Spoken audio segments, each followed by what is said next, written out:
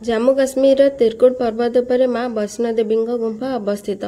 दिव्य गुंफारे माता लक्ष्मी, माता सरस्वती, माता कालींकर तीनोटी पिंड रही। माँ वैष्णो देवी अदृश्य भाव में रही। देवी तिरकुटा जेतेबेले जानिले जे भगवान विष्णु श्रीराम अवतार पृथ्वी पृष्ठ रे जन्म नहीं, से श्रीराम को विवाह करने मात्र 9 वर्ष बयस ही तपस्या आरंभ कर त्रेता जुगे प्रभु श्रीराम माता सीता को खोजी खोजी रामेश्वर तटरे पहुंची। श्रीराम देवी त्रिकुटांगर प्रथम थर भेट से जगार होता। देवी त्रिकुटा प्रभु श्रीराम को बहुत अनुग्रह करते पत्नी रूप से स्वीकार करने, किंतु प्रभु श्रीराम कहले मु ए जन्म रे पत्नी व्रत रहिबार वचन देछि। मोर विवाह सीता सह हो सारी देवी, से मु विवाह करिपारिबिनी।